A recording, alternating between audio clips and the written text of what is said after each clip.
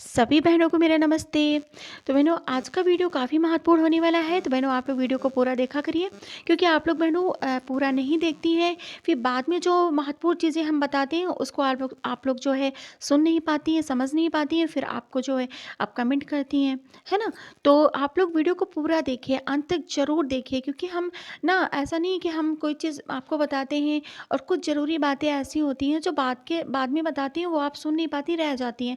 तो आप लोग प्लीज़ वीडियो को पूरा देखिए, तभी आपको समझ में आएगा कि मैंने सारी चीज़ें जो है बताई हुई हैं इसमें, ठीक है? तो आज मैं बात करूँगी जो पोस्चर टेकर में 2 न्यू अपडेट आए हुए थे, यानी 20.3 और 2 का। तो इनमें जो है 2 अपडेट आए हुए थे बहनों। एक तो आंगनवाड़ी हेल्पर और आंगनवाड़ी वर्कर को लिखा था, दूसरा था आभा आईडी को जनरेट करना। तो सबसे पहले मैं बात करूँगी जो आंगनवाड़ी वर्कर और आंगनवाड़ी हेल्पर के लिए की जो बहुत बड़ी समस्या थी। तो बहनों आपसे मुझे कहना है कि जो मिनी आंगनवाड़ी कार्यकर्त्री हैं, तो वो उनके यहाँ सहायिका का ऑप्शन नहीं है, लेकिन सहायिका का जो प्रोफाइल खुल के आती है बहनों, तो उसमें आप जो है एक बार अपने विभाग से ज़रूर बात कर लें। और अगर मैं जहाँ तक मेरा कहना है, तो वहाँ पे आप अगर हेल्पर का काम आप ही करती हैं, तो उसकी जगह पे आप जो है अपना ही अकाउंट जो है भर दें हेल्पर की जगह पे, ताकि आपका काम जो है एब्सेंट ना हो, है ना? और आपका काम भी होता रहे। मिनी आंगनवाड़ी कार्यकर्त्री के बारे में बात कर रही हूँ मैं। तो आप अगर बहन आप वहीं पे अपना आधार जो है डोनेट कर दीजिए। दूसरी बात में है कि जहाँ पे हेल्पर नहीं है और पद रिक्त हैं या मृत्यु हो गई है, तो वहाँ के लिए जो मेन आंगनवाड़ी कार्यकर्त्री वहाँ पे तो हेल्पर का भरना ही पड़ेगा। तो इसके लिए 1-2 दिन में न्यू अपडेट आ जाएगा विभाग की तरफ से, तो कोई ना कोई ऑप्शन उसके लिए आ जाएगा, ठीक है? तो ये 2 चीज़ें बहुत महत्वपूर्ण थी जो मैं आपको बताना चाहती थी। अब दूसरा मैं आपको आभा आईडी के बारे में बताऊँगी। इसके लिए मुझे बेनिफिशियरी को जनरेट करना और खोलना पड़ेगा। अब मैं आपको बताऊँगी कि सिर्फ़ आभा आईडी जो हमें भरना है, सिर्फ़ गर्भवती और धात्री माता पे ही लेगा। ये 3 कैटेगरी में आभा आईडी का ऑप्शन नहीं आया है। तो इसके लिए मुझे गर्भवती महिला को क्लिक करना है। सबसे पहले मैं आपको बताऊँगी आभा आईडी का मतलब क्या होता है, ठीक है? तो आयुष्मान भारत हेल्थ अकाउंट, है ना? आभा का मतलब। तो आभा आईडी क्या काम करता है, ये भी मैं आपको बताना चाहती हूँ।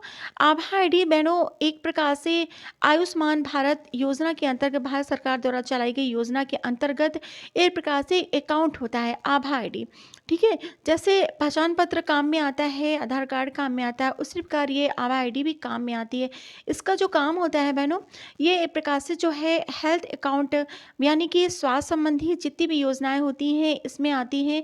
और आयुष्मान भारत कार्ड का जब हम प्रयोग करते हैं, तो उसके अंतर्गत इसमें जितनी भी डॉक्टर्स होते हैं, हॉस्पिटल होते हैं, उसकी सारी जानकारी इसमें डिटेल्स होती हैं। आप इनकी जानकारी आप आईडी से ले सकती हैं। अपने जो जितने भी हॉस्पिटल्स की सभी जानकारियाँ इसमें एक प्रकार से मतलब आप अपना इकट्ठा कर सकते हैं, ठीक है?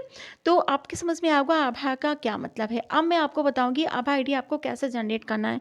तो इसके लिए बहनों आपको जो है कि 2 ही आभा आईडी बनाने के लिए गर्भवती धात्री माता का होगा। तो आभा आईडी के लिए आपको यहाँ पे क्लिक करना पड़ेगा। यहाँ पे जब हम क्लिक करेंगे तो सबसे पहले बहनों आपको क्या करना होगा, इनका मोबाइल नंबर आपको सत्यापित करना पड़ेगा। बिना मोबाइल नंबर सत्यापित करते आपका कोई काम नहीं होगा। जब आप मोबाइल नंबर सत्यापित करेंगी, दूसरी चीज़ बहनों जो काफ़ी महत्वपूर्ण है, आधार कार्ड में उनका मोबाइल नंबर लगा होना चाहिए। यहाँ से आप ओटीपी का अनुरोध करेंगे, यानी कि यहाँ से जब आप ओटीपी का अनुरोध करेंगे, आपने उनका मोबाइल नंबर डाला, यहाँ से जब आप ओटीपी का अनुरोध करेंगे, तो ये 4 नंबर का डिजिट कोड आएगा, यहाँ पे आपको ऐसे डाल देना है। डालने के बाद में आपको क्या करना है कि ओटीपी आपको व्यवस्थित करनी है, यानी कि आपका यहाँ से आपको जो है या क्या करना है बहनों कि यहाँ से आपको सत्यापित कर देना है, ठीक है? यहाँ से। और जब आप इसको सत्यापित कर लेंगी तभी आपका जो है आभा आईडी बनेगा। तो जैसे हमने मान लीजिए हमारा मोबाइल नंबर सत्यापित हो गया है, तो आपको क्या अब उसके बाद आपको क्या करना है कि जब आपका मोबाइल नंबर सत्यापित हो जाएगा, यानी आपका ये सत्यापित हो जाएगा, तो यहाँ पे ग्रीन टिक हो जाएगा और आपका 2 ऑप्शन बनेगा, आपका ये काम करने लगेगा।